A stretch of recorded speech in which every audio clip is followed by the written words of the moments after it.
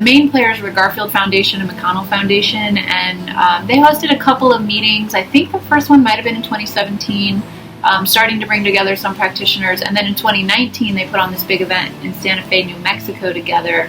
And that is the meeting that really kind of kicked off the community that we have now. There's about 30 some odd people who are part of the network, and one of the things that's every time I'm in a meeting, I just look around the room like, wow, this is a really interesting group of people. So a lot of the folks are independent practitioners who have their own consultancies.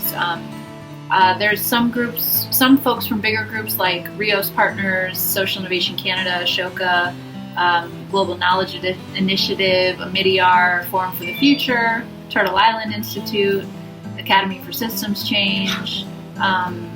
And then there's a lot of folks who've started their own consultancies, like Russ with Co-Creative, Rebecca and I with Emergence Collective, you and Tatiana with System Sanctuary. There's some folks who have moved around over time that were with the Emergence Strategy Ideation Institute, for example, and have gone on to be independent. But the main theme is that these are all people who are senior level practitioners of the art and craft of supporting social transformation. And then the majority are North America based, are US based, and the project range is just all over the place. Democracy, education, healthcare, environment, climate change, etc. Indigenous community leaders.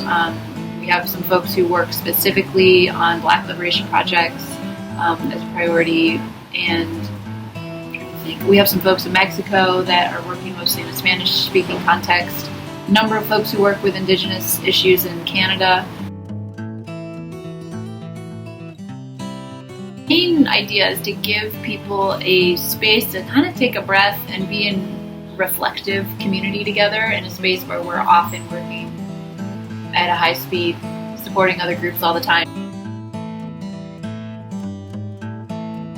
People who do what we do, I mean, you and I know this when we go on our bike rides. It's almost like we speak another language that most people in the world don't understand, just the way a specialist doctor would have specialist language with his colleagues. The people that work on this sort of large-scale social and cultural transformation work, we have an unusual way of thinking and talking that it's just really refreshing to hang out with other people who think and talk that way and understand what you're talking about.